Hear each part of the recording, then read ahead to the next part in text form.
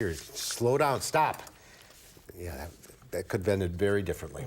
All right, that's our time for now. Thanks for watching. We'll see you back here again tomorrow. News 3 Now at 5 starts right now.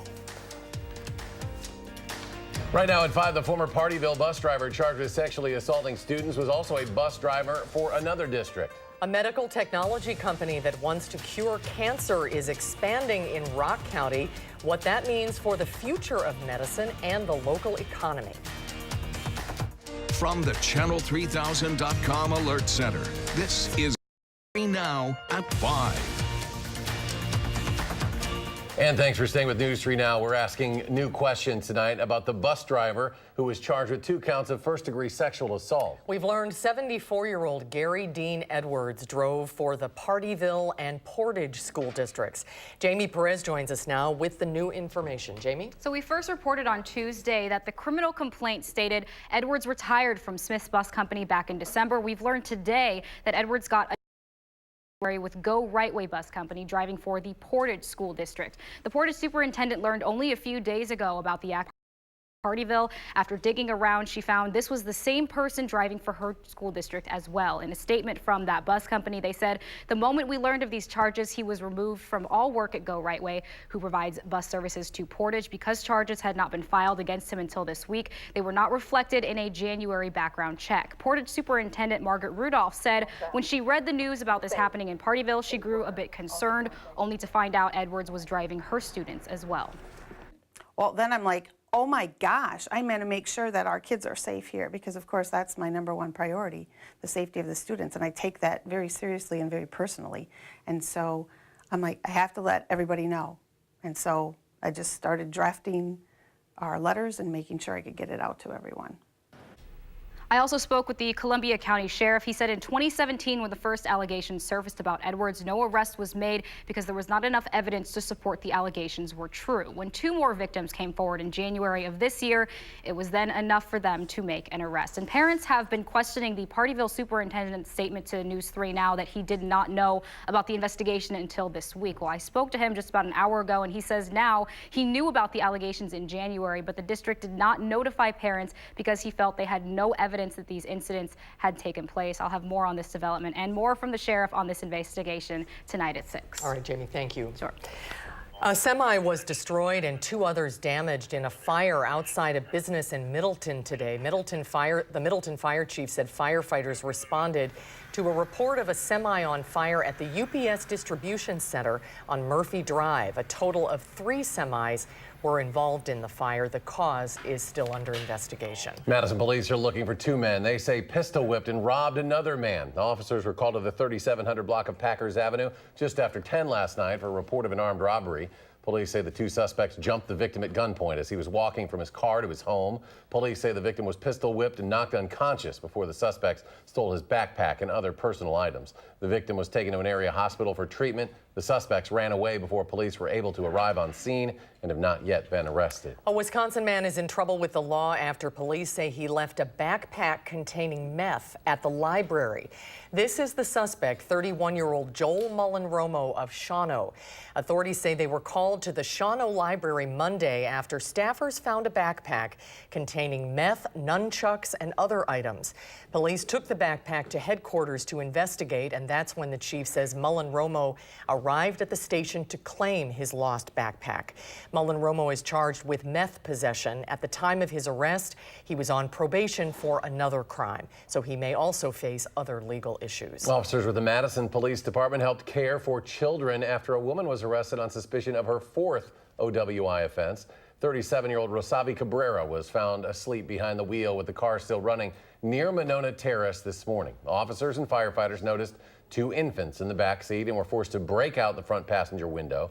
Police said the children ended up at the police station with officers changing diapers and caring for them. Cabrera was arrested and is facing multiple counts, including 2 counts of second-degree recklessly endangering safety. Let's get a first check on the weather now. Dana Fulton is on the weather patio. Dana? It's a little cool and cloudy outside right now, but thankfully we're not talking about any rain this evening as we look at our Doppler track. In fact, it's been very quiet throughout the afternoon. We did have a few showers early in the day, but we have no threat for rain right now. All of the storms are pushing off to the east. Now, in the last 24 hours, we've seen rain almost everywhere in Wisconsin. The heavier showers early this morning to the northeast, and we did pick up just around another quarter of an inch for us in Madison. It's currently 47. Our temperatures have been falling quite a bit through the afternoon. We hit our high early in the day, and that cooler air just filtering in for us. Compared to this time yesterday, though, it's just a little bit cooler outside, a degree or two cooler depending on where you may be at. About a 5-degree drop for the last 24 hours for Platteville. The breeze coming from the northwest now, it's shifted directions. It's picked up a little bit. We're at about 8 to 15 miles per hour through the rest of the evening and into tomorrow morning. Our wind gusts through the last 24 hours have peaked at about 20 miles per hour in Janesville and 22 miles per hour in Monroe. Thankfully, overnight, we're not expecting any more strong wind gusts. Temperatures over the next few hours, again, we're going to continue to fall. By 10 o'clock, we're at about 45. Overnight lows will be in the upper 30s, and by Friday, the sun finally returns. Should be a pretty decent weekend for us, at least for the first half. Mother's Day isn't looking too bad, though. We'll take a closer look at what's ahead in just a few minutes. Dana, thank you. Governor Tony Evers says he intends to keep fighting to expand Medicaid despite a vote today to remove that measure from the state budget. The Republican-controlled Budget Committee choosing to strip that item and a host of others from Governor Evers' plan today. Chief political reporter Jessica Arp is here to tell us what's in and what's out, Jess. Well, yeah, that Medicaid expansion being one of the primary things that is left out of the budget at this point as the Finance Committee begins their work in earnest on how the state should spend money for the next 2 years. The vote in the committee 11-4 today to remove some 130 items from the state budget. Republicans voting to strip all non-fiscal items. Democrats voting against that move. That expansion of Medicaid to cover another 82,000 people among the most controversial pieces taken out today. It would have leveraged $1.6 billion in federal funds, but Republicans say it's simply a non-starter for them. We believe that the private sector is a partner. We believe they have a role to play. We believe that about half of the people that you are trying with this motion to force onto government-run healthcare are already partnering with the private sector for access to healthcare. This budget is so tightly wound around Medicaid expansion that if you pull that string, every single thing in this budget unravels. K-12 funding, special needs funding unravels. Wisconsin is one of 13 states who didn't take the Medicaid expansion. The measures removed today could be added back into the budget or considered as separate legislation. Now, a statement from Governor Evers put out just in the last hour tonight says Republicans must, quote, be held accountable for their decisions on health care in their districts, and that he will keep fighting to expand Medicaid in Wisconsin. The committee will now move on to work on other pieces of the state budget. Next week, they plan to take up funding plans for the State Elections Commission, State Treasurer, and Department of Administration, among other agencies. But this Medicaid piece, a key piece because of that funding to all other parts of the budget. All right, Jessica Arp reporting tonight. Jessica, thank you. The State Assembly Health Committee has approved a package of anti-abortion bills, setting up a vote in the full chamber next week. The highest profile bill in the package would require providers to care for babies born alive during abortions or face up to 6 years in prison. Providers who kill babies born alive during abortions would face life in prison. The committee approved each bill 8-5 today. Republican Chuck Wiggers voted with Democrats against each one. The Assembly is set to vote on those bills on Wednesday. Today is Children's Mental Health Awareness Day here in Wisconsin. Governor Evers signed that proclamation today, highlighting the parts of his budget that will cover more services for children. Abby Hicks also shared her story with lawmakers. She struggles with anxiety, self-harming behaviors, borderline personality disorder, and more. She was hospitalized multiple times in high school, but eventually found a support system that helped her overcome those challenges. It's important to keep in mind that children are not defined by their mental health needs. They are humans first. Knowing there is even a speck of hope can help keep people alive and eventually thriving. Hicks is now studying psychology with minors in child and adolescent studies and Spanish. A revolutionary medical research group is expanding now in Rock County. Shine Medical Technologies broke ground on their second building in Janesville today. Rock County reporter Adam Duxter tells us what this means for the area as a whole. Well, for years, Shine has partnered with the city of Janesville, and now the company is growing and expanding, and the city says it's doing the same. 3, 2, 1.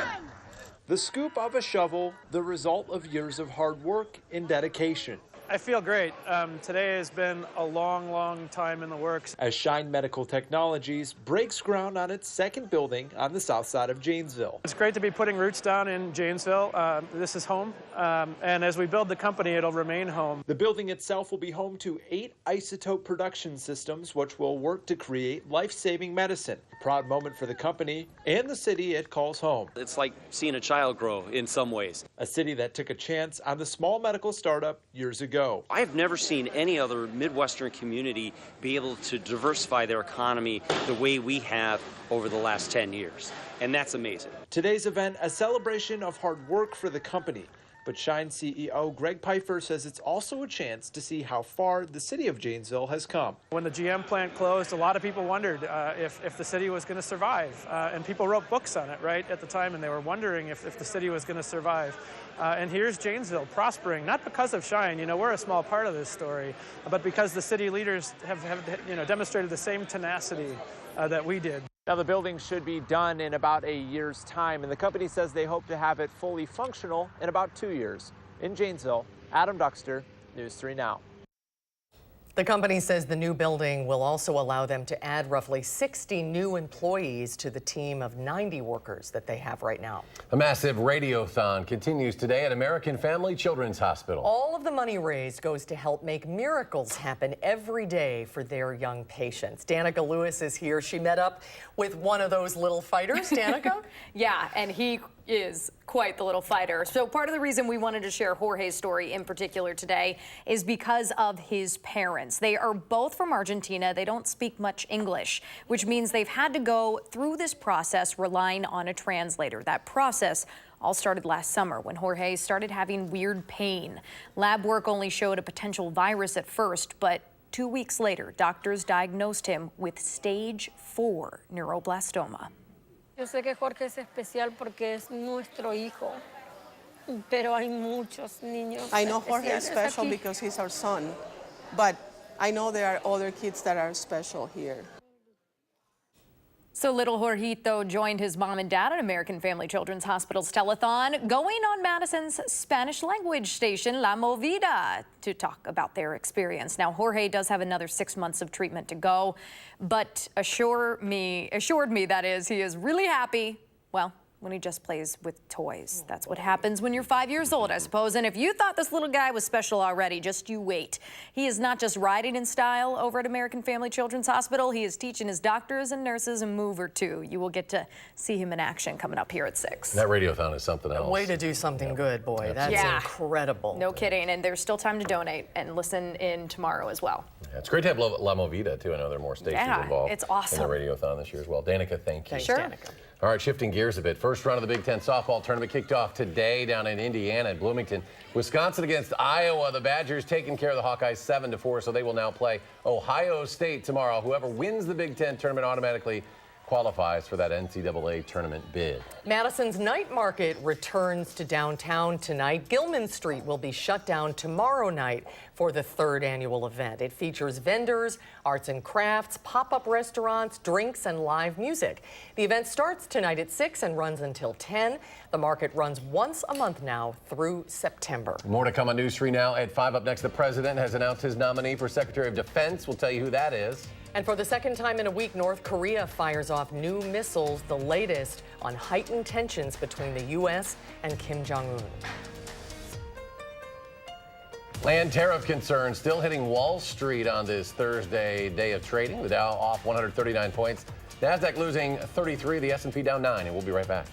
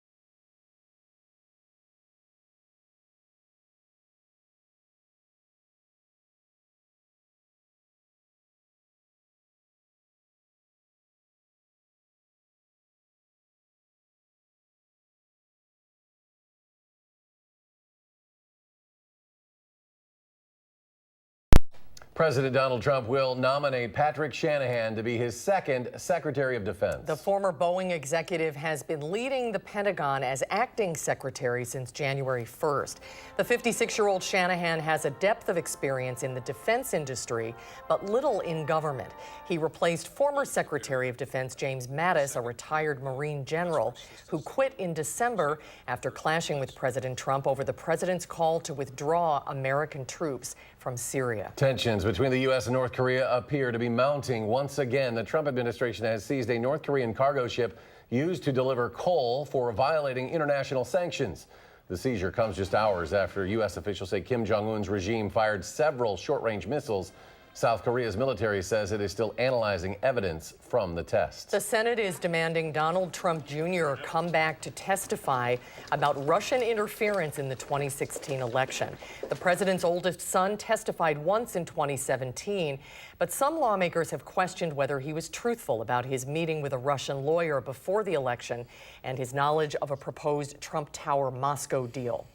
To now get a subpoena to go again and speak again after close to 20 hours of telling everybody that would listen about a nothing meeting? Yeah, I'm pretty surprised. This comes as House Democrats are still fighting to get the unredacted report from special counsel Robert Mueller. House Democrats also want Mueller to testify about his report. Democrats were hoping to have a hearing on May 15th, but that appears to be unlikely. Pope Francis issues groundbreaking church laws today aimed at finally ending clergy sex abuse. Starting next month, all priests and nuns will be required to report abuse and cover-ups, including those by their superiors, to church authorities. The Pope's worldwide mandate requires that every diocese establish an office to deal with abuse and develop a way for people to easily and confidentially report it. Time for weather now. Dana Fulton is here in the studio with us. Dana? It was a little cloudy and a little windy early on in the day, so I decided to stay inside and hang out with the third graders at Abraham Lincoln Elementary in Monroe. It was actually my first trip down to Monroe, so it was a great introduction to the town. And they had so many great questions about what it's like to work in a newsroom, what it's like to be a meteorologist, and of course they've already got a great grasp on where to go during severe weather and all the wicked stuff that we can deal with in Wisconsin, especially in spring. Be a little bit of a mixed bag of everything for us. So if you're ever trying to schedule a school visit, I know school is getting ready to wrap up, but summer school and all sorts of different camps are happening in the next few months. You can always send us an email. It's weather@WISC-TV.com. And that goes to myself, Gary, Hattie, Chris, and Dave. We all get the email, so if you're interested in scheduling a visit with any of us, you could just send it right to us through that email address. Right now, things are still just a little cloudy. Notice, though, it's very green and lush outside. We did pick up, of course, a little bit of rain in the last 24 hours. So although everything's a little muddy and soggy, the grass seems a little happy currently. We hit that high of 60 early on in the day. Temperatures have just been falling through the afternoon. It was still just a little below average. We should have been in the mid-60s for our afternoon highs. Thankfully, our Doppler track is calm and quiet right now. We aren't really expecting any more rainfall to come through overnight. More for your Friday. Friday's actually looking pretty okay. In the last 24 hours, looking back to this time yesterday, we had the heaviest rainfall in the eastern edge of the state. We've picked up just about 1/4 of an inch, some isolated areas getting a little more around Dane County in the last 24 hours, but most of that moisture has really slid off to the east. That area of low pressure is going to continue to travel northeast for us. We have high pressure off to the northwest. That's going to steadily ridge on into the northern Midwest and keep us fairly high and dry for the next few days. Friday and Saturday really don't look too bad. We'll hold off until Sunday for our next opportunity for a little bit of rain. Overnight, it's going to be mostly cloudy. By tomorrow morning, we'll gradually become partly sunny in the afternoon for your Friday. Does look pretty pleasant outside. Saturday, also pretty pleasant. We'll have a few clouds in the morning, but then skies will be partly sunny later on in the day. A breeze coming from the south, so temperatures will be just a little warmer on Saturday. Sunday will be a little cloudier, so we'll drop a few degrees for us, and we do have the chance for a few showers coming through for us during the day on Sunday. Not a great opportunity for a lot of rain, but we may deal with a few rainy spots mixed on in. Overnight temperatures, you can see, will fall to the upper 30s by early tomorrow morning. In the afternoon, that sunshine is going to help us climb back up to 60. But it is going to be a little more pleasant, 60 degrees with the sun out there. Saturday morning, another cool start to the day. We're close to 40 early on, and then afternoon highs will be in the mid to low 60s for Saturday afternoon. Looking ahead to Mother's Day, you can see our whole weather crew and our newest mom, Amanda Caulfield, joined on in.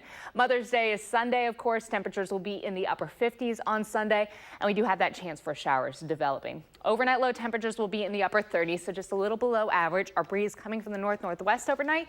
about 8 to 15 miles per hour. Enough that you'll notice it, but we're not expecting any strong wind gusts in there. Tomorrow afternoon, we'll be close to 60 for our afternoon highs. In the low 60s on Saturday, with a shower chance developing at night, and that shower chance is going to linger into Sunday for us.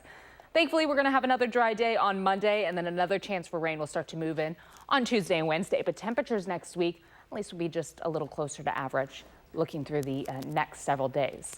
As we look at the roads right now, the first alert traffic update, we take a look at the Beltline right at Rimrock Road. The good news, both east and westbound seem to be moving along quite well at this time.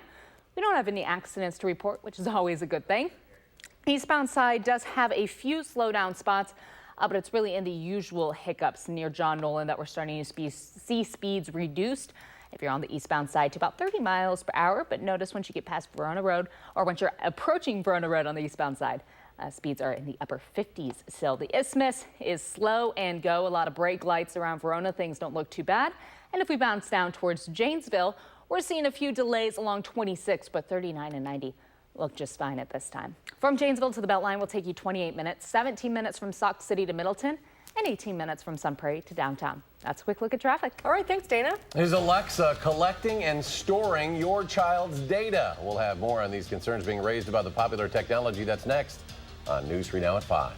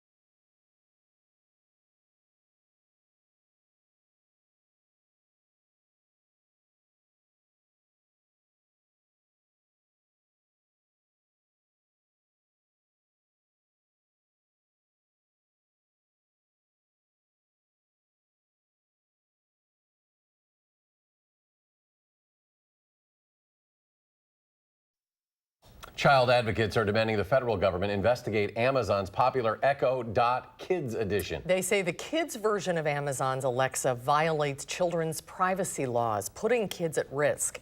Hillary Lane reports from New York. Please tell me Alexa, tell me a dinosaur joke. Alexa, play Weird But True. Amazon's Echo Dot is marketed as a way to educate and entertain children. But consumer and public health advocates say the Amazon Home Assistant violates children's privacy. Alexa, remember I am allergic to walnuts. Did you just say that I'm allergic to walnuts? Yes. Okay, I'll remember that.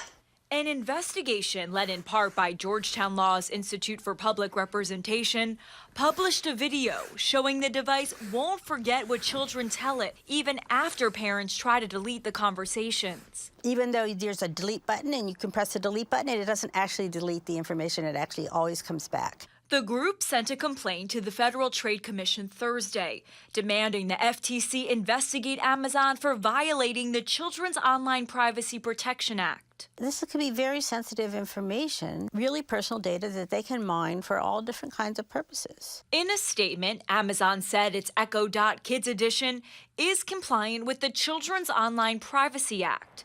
Parent Samantha Moses says the complaint is troubling. In the baby's room, she is like the lights on and lights off. But I hadn't heard that, so if that's the case, I will kind of think about changing. It's unclear if the FTC will take up the complaint, but experts say the agency has been ramping up enforcement of children's privacy rules lately. Hillary Lane, CBS News, New York. Stay with us. We'll have another check of your forecast in just a moment.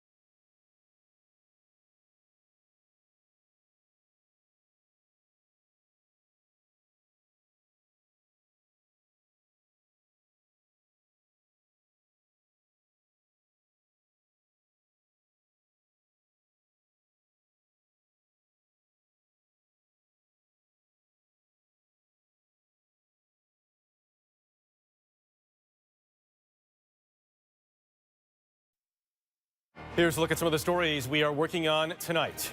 The U.S. seizes a North Korean cargo ship as the North launches new missile tests.